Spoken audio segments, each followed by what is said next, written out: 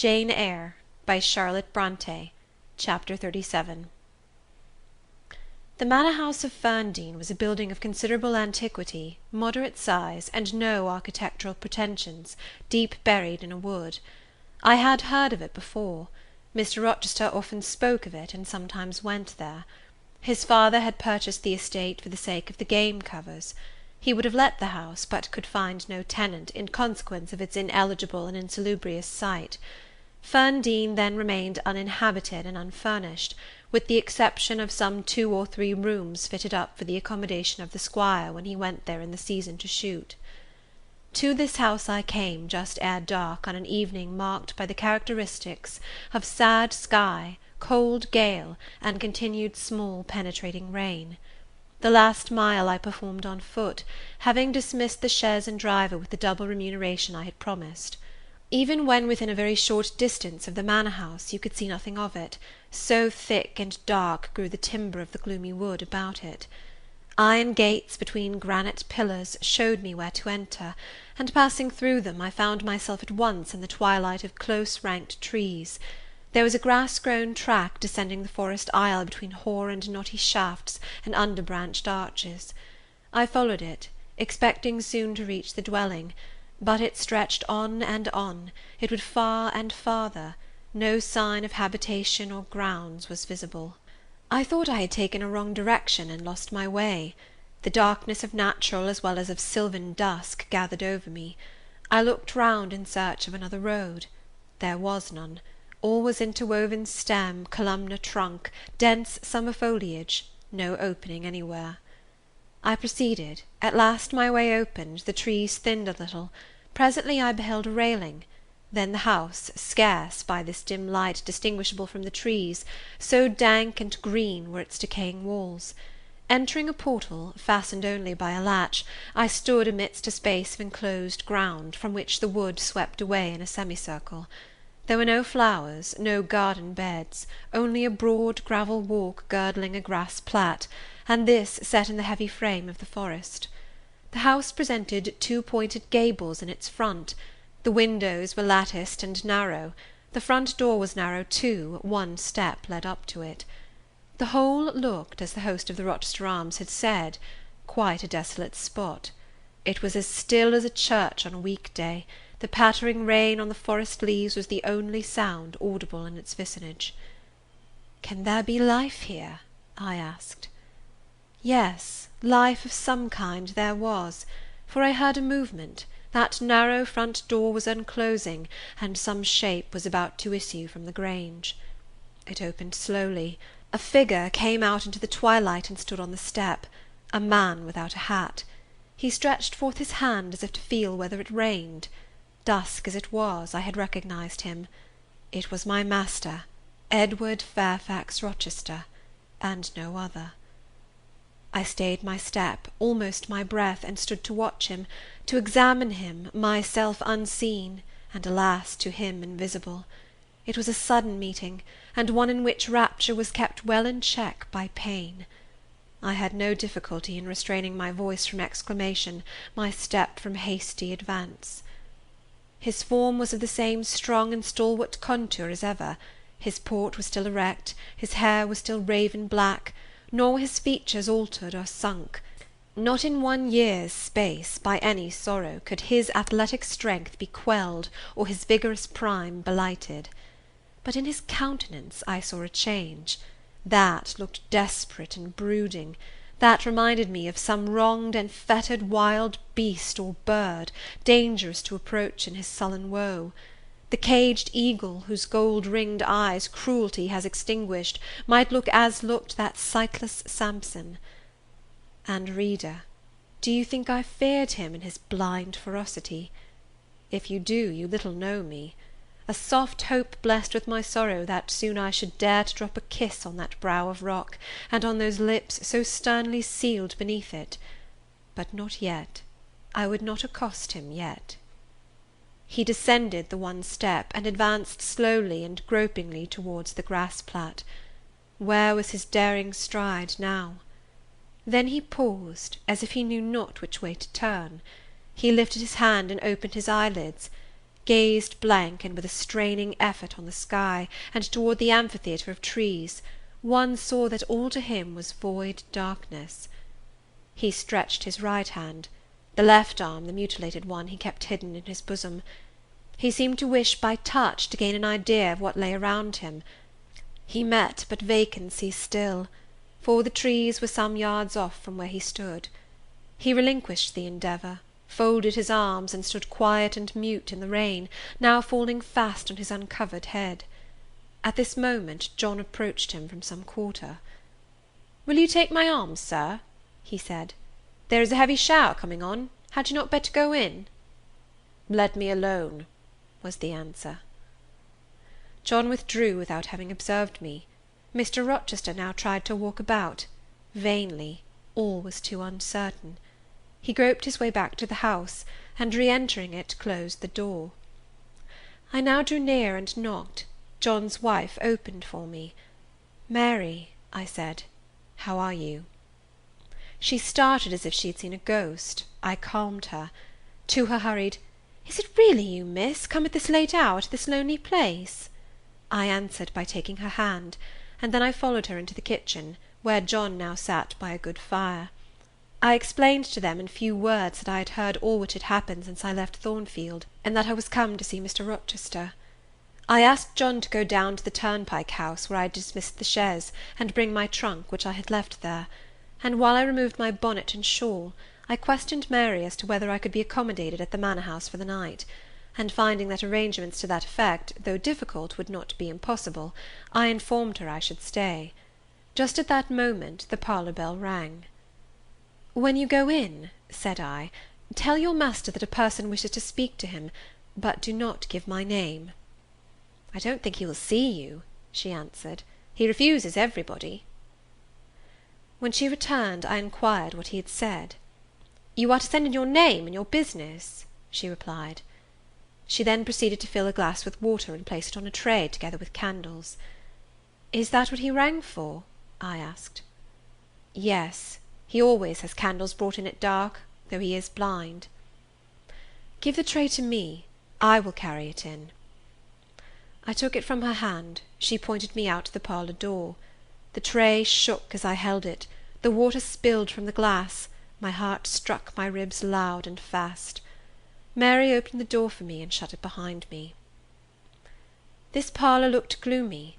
A neglected handful of fire burnt low in the grate, and leaning over it, with his head supported against the high old-fashioned mantelpiece, appeared the blind tenant of the room. His old dog, Pilot, lay on one side, removed out of the way, and coiled up as if afraid of being inadvertently trodden upon. Pilot pricked up his ears when I came in. Then he jumped up, with a yelp and a whine, and bounded towards me. He almost knocked the tray from my hands. I set it on the table, then patted him, and said softly, "Lie down." Mr. Rochester turned mechanically to see what the commotion was, but as he saw nothing, he returned and sighed. "Give me the water, Mary," he said. I approached him with the now only half-filled glass. Pilot followed me, still excited. "What is the matter?" he inquired. "Down, Pilot," I again said. He checked the water on its way to his lips, and seemed to listen. He drank, and put the glass down. "This is you, Mary, is it not?" "Mary is in the kitchen," I answered. He put out his hand with a quick gesture, but not seeing where I stood, he did not touch me. "Who is this? Who is this?" he demanded, trying, as it seemed, to see with those sightless eyes, unavailing and distressing attempt. "Answer me! Speak again!" he ordered, imperiously and aloud. "Will you have a little more water, sir? I spilt half of what was in the glass," I said. "Who is it? What is it? Who speaks?" "Pilot knows me, and John and Mary know I am here. I came only this evening," I answered. Great God! What delusion has come over me? What sweet madness has seized me? No delusion, no madness. Your mind, sir, is too strong for delusion, your health too sound for frenzy. And where is the speaker? Is it only a voice? Oh, I cannot see, but I must feel, or my heart will stop and my brain burst. Whatever, whoever you are, be perceptible to the touch, or I cannot live." He groped. I arrested his wandering hand, and prisoned it in both mine. "Her very fingers," he cried, "her small, slight fingers. If so, there must be more of her." The muscular hand broke from my custody, my arm was seized, my shoulder, neck, waist, I was entwined and gathered to him. "Is it Jane? What is it? This is her shape, this is her size?" "And this is her voice," I added. "She is all here, her heart too. God bless you, sir. I am glad to be so near you again." "Jane Eyre, Jane Eyre," was all he said. "My dear master," I answered, "I am Jane Eyre. I have found you out. I am come back to you." "In truth, in the flesh, my living Jane?" "You touch me, sir, you hold me, and fast enough. I am not cold like a corpse, nor vacant like air, am I?" "My living darling, these are certainly her limbs, and these her features. But I cannot be so blessed, after all my misery. It is a dream, such dreams as I have had at night when I have clasped her once more to my heart, as I do now, and kissed her, as thus, and felt that she loved me, and trusted that she would not leave me. Which I never will, sir, from this day. Never will, says the vision. But I always woke and found it an empty mockery, and I was desolate and abandoned, my life dark, lonely, hopeless, my soul athirst and forbidden to drink, my heart famished and never to be fed. Gentle, soft dream, nestling in my arms now, you will fly too, as your sisters have all fled before you. But kiss me before you go. Embrace me, Jane." "There, sir, and there." I pressed my lips to his once brilliant and now rayless eyes. I swept his hair from his brow, and kissed that too. He suddenly seemed to arouse himself. The conviction of the reality of all this seized him. "It is you, is it, Jane? You are come back to me, then?" "I am." "And you do not lie dead in some ditch under some stream? And you are not a pining outcast among strangers?" "No, sir. I am an independent woman now." "Independent? What do you mean, Jane?" "My uncle in Madeira is dead, and he left me £5,000. "Ah, this is practical, this is real," he cried. "I should never dream that. Besides, there is that peculiar voice of hers, so animating and piquant as well as soft. It cheers my withered heart, it puts life into it. What, Janet? Are you an independent woman? A rich woman?" "If you won't let me live with you, I can build a house of my own, close up to your door, and you may come and sit in my parlour when you want company of an evening." "But as you are rich, Jane, you have now, no doubt, friends who will look after you, and do not suffer you to devote yourself to a blind lamenter like me." "I told you I am independent, sir, as well as rich. I am my own mistress." "And you will stay with me?" "Certainly, unless you object. I will be your neighbour, your nurse, your housekeeper. I find you lonely. I will be your companion, to read to you, to walk with you, to sit with you, to wait on you, to be eyes and hands to you. Cease to look so melancholy, my dear master. You shall not be left desolate so long as I live." He replied not. He seemed serious, abstracted. He sighed. He half opened his lips as if to speak. He closed them again. I felt a little embarrassed. Perhaps I had too rashly overleaped conventionalities, and he, like St. John, saw impropriety in my inconsiderateness. I had indeed made my proposal from the idea that he wished and would ask me to be his wife. An expectation, not the less certain because unexpressed, had buoyed me up, that he would claim me at once as his own. But no hint to that effect escaping him, and his countenance becoming more overcast, I suddenly remembered that I might have been all wrong, and was perhaps playing the fool unwittingly, and I began gently to withdraw myself from his arms, but he eagerly snatched me closer. "No, no, Jane, you must not go. No, I have touched you, heard you, felt the comfort of your presence, the sweetness of your consolation. I cannot give up those joys. I have little left in myself. I must have you. The world may laugh, may call me absurd, selfish, but it does not signify. My very soul demands you. It will be satisfied, or it will take deadly vengeance on its frame." "Well, sir, I will stay with you. I have said so." "Yes, but you understand one thing by staying with me, and I understand another. You, perhaps, could make up your mind to be about my hand and chair, to wait on me as a kind little nurse, for you have an affectionate heart and a generous spirit which prompt you to make sacrifices for those you pity, and that ought to suffice for me, no doubt. I suppose I should now entertain none but fatherly feelings for you. Do you think so? Come, tell me." "I will think what you like, sir. I am content to be only your nurse, if you think it better." "But you cannot always be my nurse, Janet. You are young. You must marry one day." "I don't care about being married." "You should care, Janet. If I were what I once was, I would try to make you care. But a sightless block." He relapsed again into gloom. I, on the contrary, became more cheerful and took fresh courage. These last words gave me an insight as to where the difficulty lay, and as it was no difficulty with me, I felt quite relieved from my previous embarrassment. I resumed a livelier vein of conversation. "It is time some one undertook to rehumanize you," said I, parting his thick and long uncut locks, "for I see you are being metamorphosed into a lion, or something of that sort. You have a faux air of Nebuchadnezzar in the fields about you, that is certain. Your hair reminds me of eagle's feathers. Whether your nails are grown in like bird's claws or not, I have not yet noticed." "On this arm I have neither hand nor nails," he said, drawing the mutilated limb from his breast and showing it to me. "It is a mere stump, a ghastly sight. Don't you think so, Jane?" "It is a pity to see it, and a pity to see your eyes, and the scar of fire on your forehead. And the worst of it is, one is in danger of loving you too well for all this, and making too much of you." "I thought you would be revolted, Jane, when you saw my arm and my cicatrised visage." "Did you? Don't tell me so, lest I should say something disparaging to your judgment. Now let me leave you an instant to make a better fire and have the hearth swept up. Can you tell when there is a good fire?" "Yes. With the right eye I see a glow, a ruddy haze." "And you see the candles?"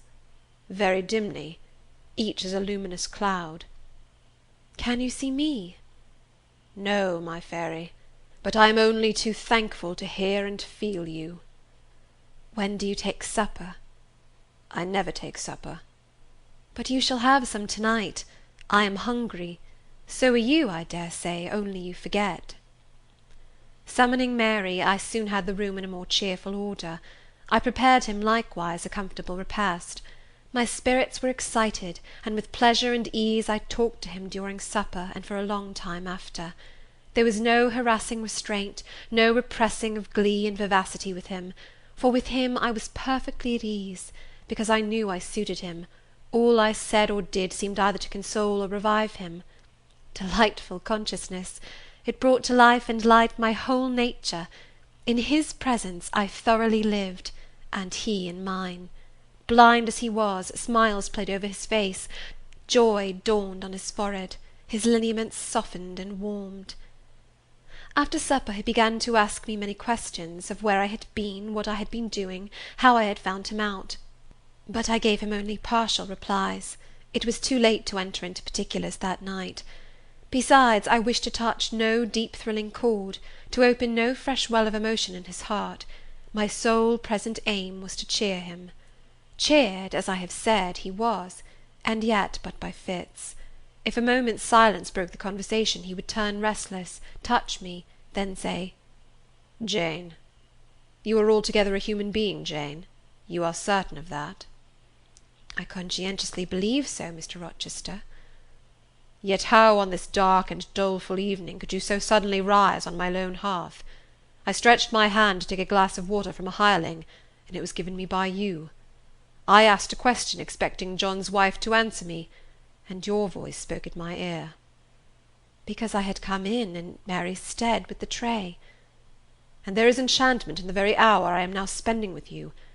Who can tell what a dark, dreary, hopeless life I have dragged on for months past?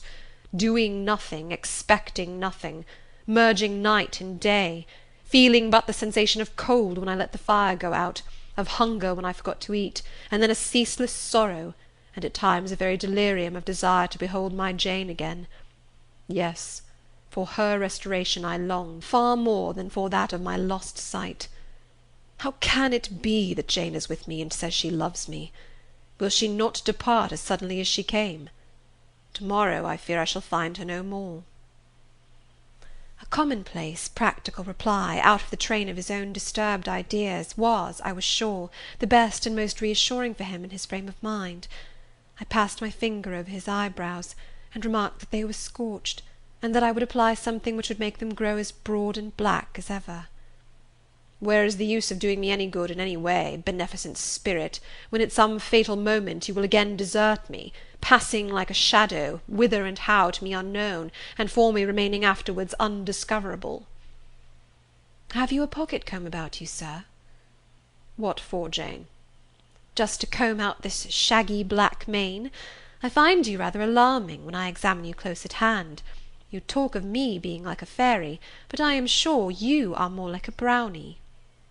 Am I hideous, Jane? Very, sir. You always were, you know. Humph! The wickedness has not been taken out of you wherever you have sojourned. Yet I have been with good people, far better than you, 100 times better people, possessed of ideas and views you never entertained in your life, quite more refined and exalted. Who the deuce have you been with? If you twist in that way, you will make me pull the hair out of your head, and then I think you will cease to entertain doubts of my substantiality. Who have you been with, Jane? You shall not get it out of me to-night, sir. You must wait till to-morrow. To leave my tale half told will, you know, be a sort of security that I shall appear at your breakfast-table to finish it. By the by, I must not mind to rise on your hearth with only a glass of water then. I must bring an egg at the least, to say nothing of fried ham. You mocking changeling, fairy born and human bred, you make me feel as I have not these 12 months. If Saul could have had you for his David, the evil spirit would have been exorcised without the aid of the harp. There, sir, you are read up and made decent. Now I'll leave you. I have been travelling these last 3 days, and I believe I am tired. Good night. Just one word, Jane. Were there only ladies in the house where you have been? I laughed and made my escape, still laughing as I ran upstairs. A good idea, I thought with glee. I see I have the means of fretting him out of his melancholy for some time to come. Very early the next morning I heard him up in a stir, wandering from one room to another. As soon as Mary came down, I heard the question, "Is Miss Eyre here?" Then, "Which room did you put her into? Was it dry? Is she up? Go and ask if she wants anything, and when she will come down." I came down as soon as I thought there was a prospect of breakfast. Entering the room very softly, I had a view of him before he discovered my presence. It was mournful indeed to witness the subjugation of that vigorous spirit to a corporeal infirmity. He sat in his chair, still, but not at rest, expectant evidently, the lines of now habitual sadness marking his strong features. His countenance reminded one of a lamp quenched, waiting to be relit, and alas! it was not himself that could now kindle the lustre of animated expression. He was dependent on another for that office. I had meant to be gay and careless, but the powerlessness of the strong man touched my heart to the quick. Still I accosted him with what vivacity I could. "It is a bright sunny morning, sir," I said. "The rain is over and gone, and there is a tender shining after it. You shall have a walk soon." I had wakened the glow. His features beamed. "Oh, you are indeed there, my skylark. Come to me. You are not gone, not vanished. I heard one of your kind an hour ago singing high over the wood, but its song had no music for me, any more than the rising sun had rays. All the melody on earth is concentrated in my Jane's tongue to my ear. I am glad it is not naturally a silent one. All the sunshine I can feel is in her presence." The water stood in my eyes to hear this avowal of his dependence, just as if a royal eagle, chained to a perch, should be forced to entreat a sparrow to become its purveyor. But I would not be lachrymose. I dashed off the salt drops, and busied myself with preparing breakfast. Most of the morning was spent in the open air. I led him out of the wet and wild wood into some cheerful fields. I described to him how brilliantly green they were, how the flowers and hedges looked refreshed, how sparklingly blue was the sky. I sought a seat for him in a hidden and lovely spot, a dry stump of a tree. Nor did I refuse to let him, when seated, place me on his knee. Why should I, when both he and I were happier near than apart? Pilot lay beside us. All was quiet. He broke out suddenly while clasping me in his arms. "Cruel, cruel deserter! Oh, Jane, what did I feel when I discovered you had fled from Thornfield, and when I could nowhere find you, and after examining your apartment, ascertained that you had taken no money, nor anything which could serve as an equivalent. A pearl necklace I had given you lay untouched in its little casket. Your trunks were left corded and locked as they had been prepared for the bridal tour. What could my darling do, I asked, left destitute and penniless? And what did she do? Let me hear now." Thus urged, I began the narrative of my experience for the last year. I softened considerably what related to the 3 days of wandering and starvation, because to have told him all would have been to inflict unnecessary pain. The little I did say lacerated his faithful heart deeper than I wished. I should not have left him thus, he said, without any means of making my way. I should have told him my intention. I should have confided in him. He would never have forced me to be his mistress. Violent as he had seemed in his despair, he in truth loved me far too well and too tenderly to constitute himself my tyrant. He would have given me half his fortune, without demanding so much as a kiss in return, rather than I should have flung myself friendless on the wide world. I had endured, he was certain, more than I had confessed to him. Well, whatever my sufferings had been, they were very short, I answered. And then I proceeded to tell him how I had been received at Moor House, how I had obtained the office of schoolmistress, etc. The accession of fortune, the discovery of my relations, followed in due order. Of course, St. John Rivers's name came in frequently in the progress of my tale. When I had done, that name was immediately taken up. "This St. John, then, is your cousin?" "Yes." "You have spoken of him often. Do you like him?" "He was a very good man, sir. I could not help liking him." "A good man? Does that mean a respectable, well-conducted man of 50, or what does it mean?" "St. John was only 29, sir." "Jeune encore, as the French say. Is he a person of low stature, phlegmatic and plain? A person whose goodness consists rather in his guiltlessness of vice than in his prowess in virtue?" "He is untiringly active. Great and exalted deeds are what he lives to perform." "But his brain, that is probably rather soft. He means well, but you shrug your shoulders to hear him talk." "He talks little, sir. What he does say is ever to the point. His brain is first rate. I should think not impressible, but vigorous." "Is he an able man, then?" "Truly able." "A thoroughly educated man?" "St. John is an accomplished and profound scholar." "His manners, I think you said, are not to your taste, priggish and parsonic?" "I never mentioned his manners, but unless I had a very bad taste, they must suit it. They are polished, calm, and gentlemanlike." "His appearance, I forget what description you gave of his appearance.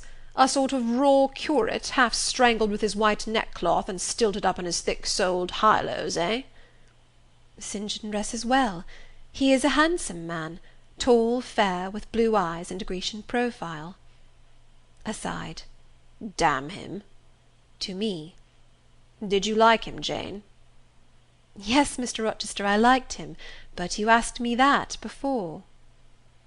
I perceived, of course, the drift of my interlocutor. Jealousy had got hold of him. She stung him, but the sting was salutary. It gave him respite from the gnawing fang of melancholy. I would not, therefore, immediately charm the snake. "Perhaps you would not rather sit any longer on my knee, Miss Eyre?" was the next somewhat unexpected observation. "Why not, Mr. Rochester?" "The picture you have just drawn is suggestive of rather a too overwhelming contrast. Your words have delineated very prettily a graceful Apollo. He is present to your imagination, tall, fair, blue-eyed, with a Grecian profile. Your eyes dwell on a Vulcan, A real blacksmith, brown, broad-shouldered, and blind and lame into the bargain." "I never thought of it before, but you certainly are rather like Vulcan, sir." "Well, you can leave me, ma'am, but before you go," and he retained me by a firmer grasp than ever, "you will be pleased just to answer me a question or two." He paused. "What questions, Mr. Rochester?" Then followed this cross-examination. "St. John made you schoolmistress of Morton before he knew you were his cousin?" "Yes." "You would often see him? He would visit the school sometimes?" "Daily." "He would approve of your plans, Jane? I know they would be clever, for you are a talented creature." "He approved of them, yes." "He would discover many things in you he could not have expected to find. Some of your accomplishments are not ordinary." "I don't know about that." "You had a little cottage near the school, you say. Did he ever come to see you?" "Now and then." "Of an evening?" "Once or twice." A pause. "How long did you reside with him and his sisters after the cousinship was discovered?" 5 months. "Did Rivers spend much time with the ladies of his family?" "Yes, the back parlour was both his study and ours. He sat near the window, and we by the table." "Did he study much?" "A good deal." "What?" "Hindostani." "And what did you do meantime?" "I learnt German at first." "Did he teach you?" "He did not understand German." "Did he teach you nothing?" "A little Hindostani." "Rivers taught you Hindostani?" "Yes, sir." "And his sisters also?" "No." "Only you?" "Only me." "Did you ask to learn?" "No." "He wished to teach you?" "Yes." A second pause. "Why did he wish it? Of what use could Hindostani be to you?" "He intended me to go with him to India." "Ah, here I reach the root of the matter. He wanted you to marry him." "He asked me to marry him." "That is a fiction, an impudent invention to vex me." "I beg your pardon, it is the literal truth. He asked me more than once, and was as stiff about urging his point as ever you could be." "Miss Eyre, I repeat it, you can leave me. How often am I to say the same thing? Why do you remain pertinaciously perched on my knee, when I have given you notice to quit?" "Because I am comfortable there." "No, Jane, you are not comfortable there, because your heart is not with me. It is with this cousin, this St. John. Oh, till this moment, I thought my little Jane was all mine. I had a belief she loved me even when she left me. This was an Adam of sweet and much bitter. Long as we have been parted, hot tears as I have wept over our separation, I never thought that while I was mourning her, she was loving another. But it is useless grieving. Jane, leave me. Go and marry Rivers." "Shake me off, then, sir. Push me away, for I'll not leave you of my own accord." "Jane, I ever like your tone of voice. It still renews hope. It sounds so truthful. When I hear it, it carries me back a year. I forget that you have formed a new tie. But I am not a fool. Go." "Where must I go, sir?" "Your own way, with the husband you have chosen." "Who is that?" "You know, this St. John Rivers." "He is not my husband, nor ever will be. He does not love me. I do not love him. He loves, as he can love, and that is not as you love, a beautiful young lady called Rosamond. He wished to marry me only because he thought I should make a suitable missionary's wife, which she would not have done. He is good and great, but severe. And for me, cold as an iceberg. He is not like you, sir. I am not happy at his side, nor near him, nor with him. He has no indulgence for me, no fondness. He sees nothing attractive in me, not even youth, only a few useful mental points. Then I must leave you, sir, to go to him." I shuddered involuntarily, and clung instinctively closer to my blind but beloved master. He smiled. "What, Jane? Is this true? Is such really the state of matters between you and Rivers?" "Absolutely, sir. Oh, you need not be jealous. I wanted to tease you a little to make you less sad. I thought anger would be better than grief. But if you wish me to love you, could you but see how much I do love you, you would be proud and content. All my heart is yours, sir. It belongs to you, and with you it would remain, were fate to exile the rest of me from your presence forever." Again, as he kissed me, painful thoughts darkened his aspect. "My seared vision, my crippled strength," he murmured regretfully. I caressed in order to soothe him. I knew of what he was thinking, and wanted to speak for him, but dared not. As he turned aside his face a minute, I saw a tear slide from under the seared eyelid, and trickle down the manly cheek. My heart swelled. "I am no better than the old lightning-struck chestnut tree in Thornfield Orchard," he remarked ere long. "And what right would that ruin have to bid a budding woodbine cover its decay with freshness?" "You are no ruin, sir, no lightning-struck tree. You are green and vigorous. Plants will grow about your roots whether you ask them to or not, because they take delight in your bountiful shadow, and as they grow they will lean towards you, and wind round you, because your strength offers them so safe a prop." Again he smiled. I gave him comfort. "You speak of friends, Jane?" he asked. "Yes, of friends," I answered rather hesitatingly, for I knew I meant more than friends, but could not tell what other word to employ. He helped me. "Ah, Jane, but I want a wife." "Do you, sir?" "Yes. Is it news to you?" "Of course. You said nothing about it before." "Is it unwelcome news?" "That depends on circumstances, sir, on your choice." "Which you shall make for me, Jane. I will abide by your decision." "Choose then, sir, her who loves you best." "I will at least choose her I love best. Jane, will you marry me?" "Yes, sir." "A poor blind man whom you will have to lead about by the hand?" "Yes, sir." "A crippled man 20 years older than you, whom you will have to wait on?" "Yes, sir." "Truly, Jane?" "Most truly, sir." "Oh, my darling, God bless you and reward you." "Mr. Rochester, if ever I did a good deed in my life, if ever I thought a good thought, if ever I prayed a sincere and blameless prayer, if ever I wished a righteous wish, I am rewarded now. To be your wife is for me to be as happy as I can be on earth." "Because you delight in sacrifice?" "Sacrifice? What do I sacrifice? Famine for food, expectation for content. To be privileged to put my arms round what I value, to press my lips to what I love, to repose on what I trust, is that to make a sacrifice? If so, then certainly I delight in sacrifice." "And to bear with my infirmities, Jane, to overlook my deficiencies?" "Which are none, sir, to me.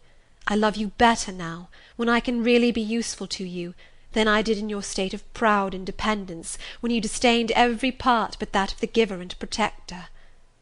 "Hitherto I have hated to be helped, to be led. Henceforth I feel I shall hate it no more. I did not like to put my hand into a hireling's, but it is pleasant to feel it circled by Jane's little fingers. I preferred utter loneliness to the constant attendance of servants, but Jane's soft ministry will be a perpetual joy. Jane suits me. Do I suit her?" "To the finest fibre of my nature, sir." "The case being so, we have nothing in the world to wait for. We must be married instantly." He looked and spoke with eagerness. His old impetuosity was rising. "We must become one flesh without any delay, Jane. There is but the licence to get. Then we marry." "Mr. Rochester, I have just discovered the sun is far declined from its meridian, and Pilot has actually gone home to his dinner. Let me look at your watch." "Fasten it into your girdle, Janet, and keep it henceforward. I have no use for it." "It is nearly 4 o'clock in the afternoon, sir. Don't you feel hungry?" "The 3rd day from this must be our wedding day, Jane. Never mind fine clothes and jewels now, all that is not worth a fillip." "The sun has dried up all the raindrops, sir. The breeze is still. It is quite hot." "Do you know, Jane, I have your little pearl necklace at this moment fastened round my bronze scrag under my cravat. I have worn it since the day I lost my only treasure, as a memento of her." We will go home through the wood. That will be the shadiest way." He pursued his own thoughts without heeding me. "Jane, you think me, I dare say, an irreligious dog, but my heart swells with gratitude to the beneficent God of this earth just now. He sees not as man sees, but far clearer; judges not as man judges, but far more wisely. I did wrong. I would have sullied my innocent flower, breathed guilt on its purity. The Omnipotent snatched it from me. I, in my stiff-necked rebellion, almost cursed the dispensation. Instead of bending to the decree, I defied it. Divine justice pursued its course. Disasters came thick on me. I was forced to pass through the valley of the shadow of death. His chastisements are mighty, and one smote me which has humbled me forever. You know I was proud of my strength. But what is it now, when I must give it over to foreign guidance as a child does its weakness? Of late, Jane, only of late, I began to see and acknowledge the hand of God in my doom. I began to experience remorse, repentance, the wish for reconcilement to my Maker. I began sometimes to pray. Very brief prayers they were, but very sincere. Some days since, nay, I can number them, 4, it was last Monday night, a singular mood came over me, one in which grief replaced frenzy, sorrow sullenness. I had long had the impression that since I could nowhere find you, you must be dead. Late that night, perhaps it might be between 11 and 12 o'clock, ere I retired to my dreary rest, I supplicated God, that if it seemed good to him, I might soon be taken from this life, and admitted to that world to come, where there was still hope of rejoining Jane. I was in my own room, and sitting by the window, which was open. It soothed me to feel the balmy night air, though I could see no stars, and only by a vague luminous haze knew the presence of a moon. I longed for thee, Janet. Oh, I longed for thee both with soul and flesh. I asked of God, at once in anguish and humility, if I had not been long enough desolate, afflicted, tormented, and might not soon taste bliss and peace once more. That I merited all I endured, I acknowledged; that I could scarcely endure more, I pleaded; and the Alpha and Omega of my heart's wishes broke involuntarily from my lips the words, "Jane, Jane, Jane!" Did you speak those words aloud? I did, Jane. If any listener had heard me, he would have thought me mad. I pronounced them with such frantic energy. And it was last Monday night, somewhere near midnight? Yes, but the time is of no consequence. What followed is the strange point. You will think me superstitious. Some superstition I have in my blood, and always had. Nevertheless, this is true. True at least it is that I heard what I now relate. As I exclaimed, "Jane, Jane, Jane!" a voice, I cannot tell whence the voice came, but I know whose voice it was, replied, "I am coming. Wait for me," and a moment after went whispering on the wind the words, "Where are you?" I'll tell you, if I can, the idea, the picture these words opened to my mind, yet it is difficult to express what I want to express. Ferndean is buried, as you see, in a heavy wood, where sound falls dull, and dies unreverberating.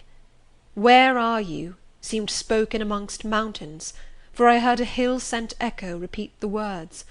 Cooler and fresher at the moment the gale seemed to visit my brow, I could have deemed that in some wild lone scene I and Jane were meeting. In spirit, I believe we must have met. You no doubt were at that hour in unconscious sleep, Jane. Perhaps your soul wandered from its cell to comfort mine, for those were your accents, as certain as I live, they were yours.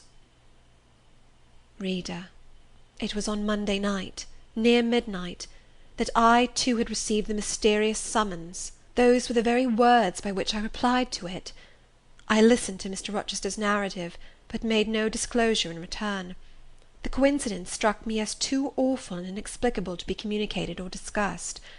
If I told anything, my tale would be such as must necessarily make a profound impression on the mind of my hearer, and that mind, yet from its sufferings too prone to gloom, needed not the deeper shade of the supernatural. I kept these things then, and pondered them in my heart. You cannot now wonder, continued my master, that when you rose upon me so unexpectedly last night, I had difficulty in believing you any other than a mere voice and vision, something that would melt to silence and annihilation, as the midnight whisper and mountain echo had melted before. Now I thank God. I know it to be otherwise. Yes, I thank God." He put me off his knee, rose, and reverently lifting his hat from his brow, and bending his sightless eyes to the earth, he stood in mute devotion. Only the last words of the worship were audible. "I thank my Maker, that in the midst of judgment he has remembered mercy. I humbly entreat my Redeemer to give me strength to lead henceforth a purer life than I have done hitherto." Then he stretched his hand out to be led. I took that dear hand, held it a moment to my lips, then let it pass round my shoulder. Being so much lower of stature than he, I served both for his prop and guide. We entered the wood, and wended homeward. Chapter 37.